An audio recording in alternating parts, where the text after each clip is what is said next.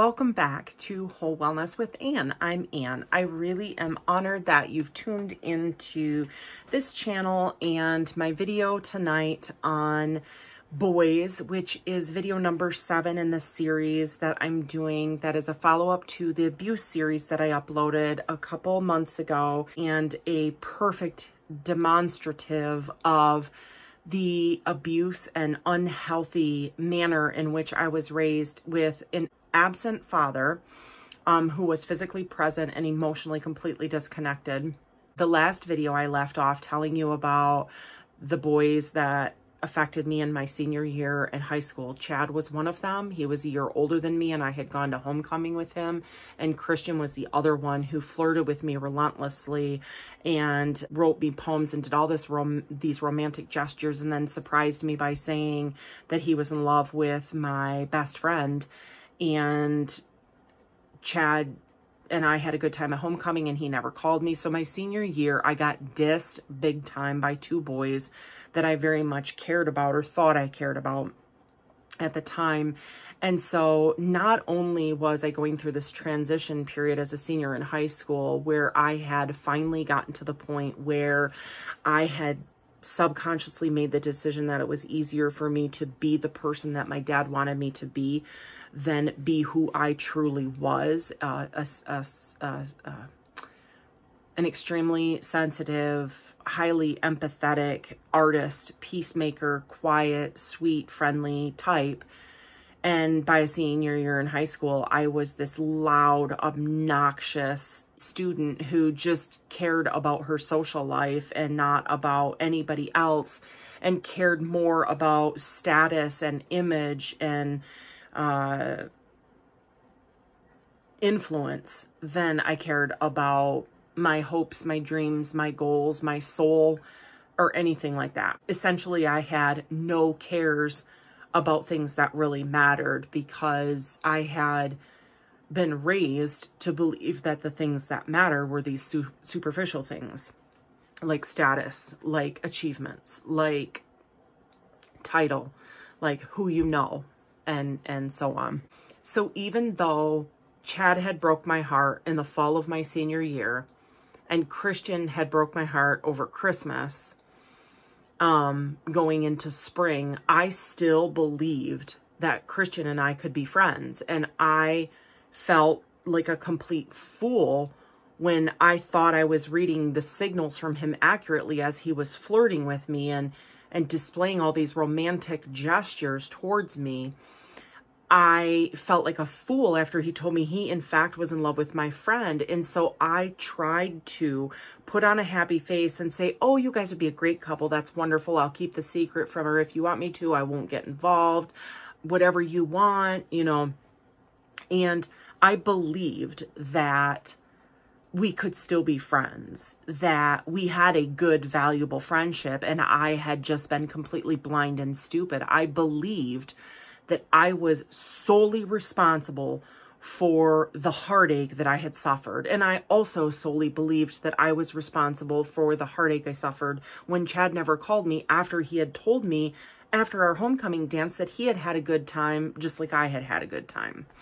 So by the spring of my senior year, all I had on my sights, on my horizon, was moving out of the town that I was raised in, moving away from all of that heartache, moving away from my family, who had basically, you know, aside from a handful of pleasant, beautiful, lovely memories and kind things that had happened in my youth, you know, I was miserable in my home. My parents were at each other's throats all the time. They were condemning me, nitpicking me. My mom made me feel like utter crap, and I had changed enough by my senior year where my dad at least was a little proud of me going off to university, even though, as I discussed in the abuse series, I was doing it solely for him. I never even knew why I was going to university. And the reason I wanted to do this series was just to demonstrate how clueless I was, how having an absent father and a lack of an intimacy with him, and him not having a clue about me, not caring about my needs, my wants, my dreams, my hopes, or who I was as a person, and not accepting or embracing me as a person and loving me for who I was, set me on this path, this destructive path of male after male after male after male, and causing me a lot of heartache, a lot of drama, a lot of wasted time and energy, and a lot of wasted soul, because I put a lot of effort and a lot of myself into these useless relationships, these meaningless relationships. And it exhausted me, it distracted me, it stressed me out. And this lasted throughout high school and well into college. That summer between my senior year of high school and my freshman year in college was the summer that I worked part-time doing sales for my dad and was making buco bucks, because I was working full-time, remember, at that very popular retail gift shop in my resort hometown that I grew up in, and working part-time for my dad in sales. And I was making good money. And by the end of the summer, when it was time to move to university, my dad flattered the living daylights out of me. He puffed my ego up so high, and he was so proud of me because for the first time, he saw potential in me. He saw me possibly taking over his business. And the entire time he had been grooming me for continuing on this path of being him, being his minion, being an extension of him. And like I mentioned in prior videos, I couldn't win with my parents. If I did what my mom wanted me to do, my dad hated me. If I did what my dad wanted me to do, my mom hated me. And they were constantly at each other's throats. But my mom was a full-time stay-at-home mom, homemaker, and she had 3 younger children, my younger siblings, to deal with and take care of and raise, and that she was distracted by. So dealing with me, little old me, and my dad was probably the least of her concerns. You know, it was annoying, it was disgusting to her, and she just had it. And plus, I was going to college, and so I was exactly what my dad wanted in a woman, and she was jealous of me. She resented me and my relationship with my dad, which wasn't really a relationship, keep in mind.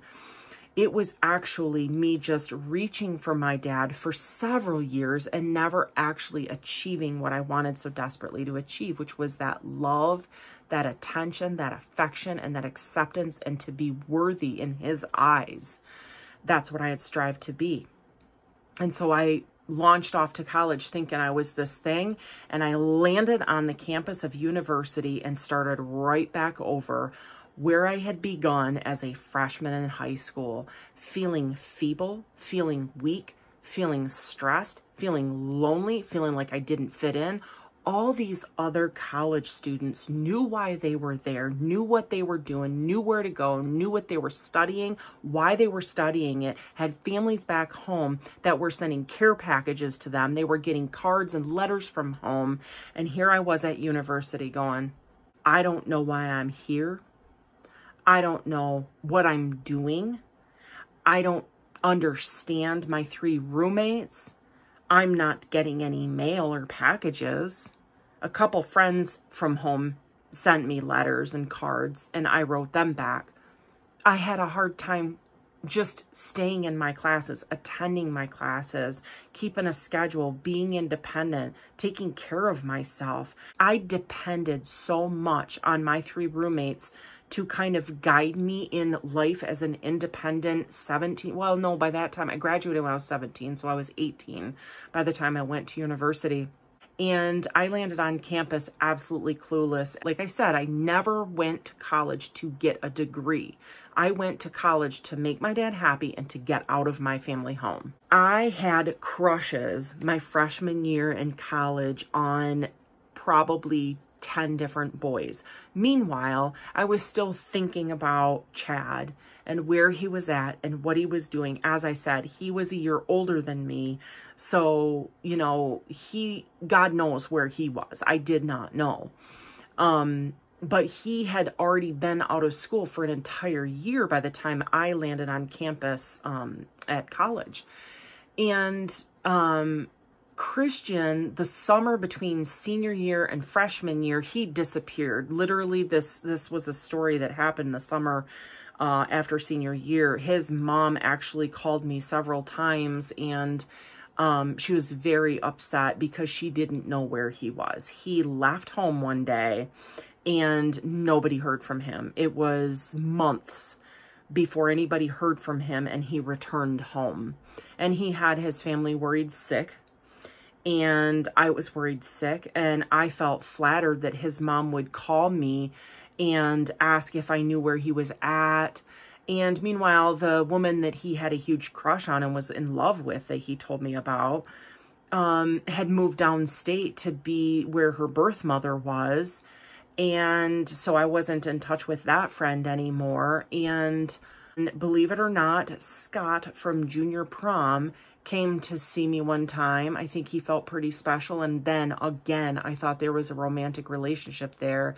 And I think I pushed for a romantic relationship. And then it was like, what am I doing? And we had this follow-up telephone call where we were like, you know, we're really not interested in each other. Why are we pursuing this? And we just kind of both, I think, were just like pissed at each other and let it go. I mean, I think that we probably will always be friends. I haven't had no contact with him in decades, but I don't have any ill feelings towards him. I'm sure he doesn't have any ill feelings towards me. I think that we're both very unhealthy, being raised, both of us, by unhealthy parents. And it was probably approaching Christmas break, several weeks before Christmas break, and I had a message to go down to the lobby of my dorm or something like that, or someone had called for me and said, meet me in the lobby. And I had no idea who it was. My roommate said there was some boy here and he said he'd meet you in the lobby at 7 o'clock or something. It was very mysterious and I didn't know what was going on, but I was kind of flattered. I mean, this could have been a dangerous situation, but this was me as a freshman in college. And I went down to the lobby at 7 o'clock to meet this mysterious boy, whoever it was. And it was Christian. After he had disappeared that summer before and hadn't had any contact with his parents, his family, myself, or anybody for months, and I was busy with college, he shows up at my university out of the clear blue with no notice, just to see me and talk to me. And of course, that made me feel special all over again. And I gave him the time of day. I talked to him. I had a conversation with him. He gave me another gift, this really special gift that was kind of a joke between us. It was an inside joke, but it was really meaningful and really intimate. And I should have just shoved it back in his face and said, screw you. I don't know who you think I am, but bye. You know, this is what happens with a girl when she's raised without a father who's intimately connected with her and can help guide her and teach her about her worthiness and her value. I just let all of this stuff happen, and boy after boy get close to me and use me and abuse me and mistreat me. And I even encouraged it at times. Even when they would step back, I was still pushing or reaching for more. This is how desperately I wanted my dad. But I'll tell you what, freshman year, I felt lost, not just with the boys and disillusioned about school.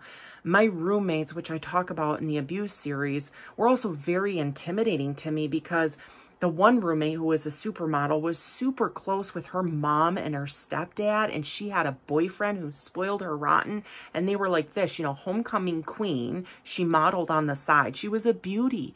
And then captain of the football team from the same high school, went to college. The girl winds up being my roommate, and I just used to stare at her going, what does she have that I don't? Beauty? I mean, I had this soul, this love, this kindness, this compassion, and this heart of mine to offer people, and nobody wanted to be around me. Nobody wanted to be my friend. Nobody wanted to date me. And then one of the other roommates was from Missouri, and she was a pathological liar, as we found out the last day of school, our freshman year. We went through an entire 2-semester freshman year of college with this girl, thought we knew her, and come to find out she was a pathological liar. And we found that out from her dad when he came to university to pack her up and move her back home.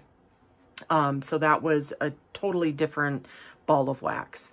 And then the third roommate I had also had a boyfriend when she arrived to college, and she was very much loved by her family and spoiled. For graduation, she got a car, so she was our transportation. She had a ton of friends right off the bat in college, as well as when she left high school, she had a ton of friends. And here I was, just feeling like a complete loser all over again, and not understanding why I was a loser, because I was trying really hard to fit in, but I really did not understand everybody else. I did not fit in with everybody else. I did not understand how everybody else could just get along and laugh and have fun. I struggled so much when I originally went to high school, and then again when I became a freshman in college. I was lost. And it's likely that the reason I was so lost is because I had no identity. I had no idea who I was when I was in college, being away from my family who defined me my entire life. My parents had defined me. My two older brothers had defined me as the scapegoat and the victim in our family, the person to blame for all the problems. And so being out from that and being in this environment where I could choose to be happy, I could take the bull by the horns. I was, instead of like, I graduated and I was the top of the world and I was tough and I was leading the path and I was doing all this stuff, I reverted back to who I really was as a child, like this feeble, quiet, sweet, but I was lost too. I didn't have even though I was sweet and friendly, I didn't have the confidence. I didn't have the security in myself to know that I could, as a freshman in college, just do my own thing, make my own choices, set some goals for my life. I had been raised or taught throughout high school that I didn't deserve that by virtue of being me, I hadn't earned anything. That, just because I was a person didn't mean I had rights. Contrary to the belief that I was actually an independent person who had her own thoughts and feelings and emotions and goals and dreams and wishes and desires and needs, I was raised to believe that I was my mom and dad's daughter and my two older brothers' younger sister. That was my identity. I was the victim, the scapegoat, the doormat for my two older brothers and my parents. That's why, doormat, scapegoat. I was very deeply feeling, and I took on everybody's crap. And so freshman year for me was not super pleasant. However, the good news was that living with the girls I lived with for an entire 9 months allowed us to eventually, over time, become friends to a certain extent. And we decided, when the fourth roommate moved back to Missouri, the pathological liar, the other three of us decided to room together in a different dorm on the other side of campus for our sophomore year, because we had an established relationship and none of us had gotten super close with anybody else on campus. And so we thought that would be a good idea, and we were excited about it. And the summer between my freshman and sophomore year, I started going out with friends from my hometown. I had moved back home for that summer, worked at the gift shop again. I didn't work for my dad. By this point, I had started to develop some separation from my family and from my dad, and I had started to get a little bit more comfortable after being gone for 9 months with being on my own and making my own decisions. Even though I was not at the point truly where I was making my own decisions, there was still dad in the back of my mind and mom in the back of my mind fighting and chastising me and condemning me. And sophomore year is when things really, really turned around for me. And I met a boy named Harold, who... Stay tuned is all I can say to video number 8, because this was a wallop of a relationship, really. So I hope that all this information has been very helpful for you guys, whether you're in a situation where you're a parent and, you know, you have a daughter who is missing their relationship either with you or with your spouse, or whether you're a young woman yourself or a grown woman yourself and you're struggling in your relationships right now as a result of your absent father. This series is aimed at giving you hope, exposing some of those symptoms and weaknesses that I developed as a young girl, or I should say, as a preteen girl growing into a young woman because of the lack of attention and affection and acceptance from my dad. I was absolutely lost. Keep in mind that it wasn't just the fact that I have, and I'm going to reference this back to two-parent homes. Keep in mind that not only was my dad absent and he was just completely emotionally disconnected from his family, his wife and his kids, my mom was also mentally unwell. So whereas my dad was absent, my mom may have been able to step up and walk me through like how to be a proper woman. She didn't. She never told me I was good enough. She never told me I was beautiful. She used to when I was a little girl and I was her little BFF before things went really south in my family between my parents when I was around the age of 8 or 9. But as I grew up, there was this resentment and jealousy. So I wasn't in a situation where I could even speak to or address for you how a parent, a single parent, can meet the needs of both roles in a child's life, like my childhood classmate Wendy, when her dad committed suicide when we were in grade school, and her mom raised her and her 4 siblings, and they are great successes, as far as I know, in life in this current day. So as I mentioned, this video series is more for those parents and those women who find themselves plagued with bad relationships or bad decisions or poor choices on their part and abusive men on their end, you know, and, you know, how to change that, how to combat that, what symptoms to watch for, what can happen.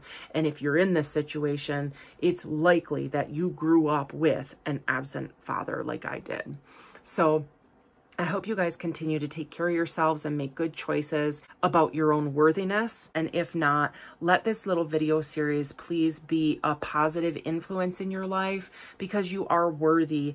You are not worth settling for second best. There are things about you that have earned you a spot, and you deserve to be with somebody who treats you like a queen. There should be no doubt in your mind when you're with somebody whether or not you're the only person they are seeing, whether it's a monogamous relationship, whether you're in love, whether you're dating or you're just friends. There should be no mixed signals. As I've mentioned, a man who wants to be with you will make it clear that he wants to be with you and only you. You will not get the mixed signals. If you're getting mixed signals and you've been through the ringer with this person, it's time to put some distance up, walk away, deal with the hurt one day at a time, and aim for better, because you deserve it. Thank you so much for tuning in to Whole Wellness with Ann. Take care of you guys. See you next time. Bye.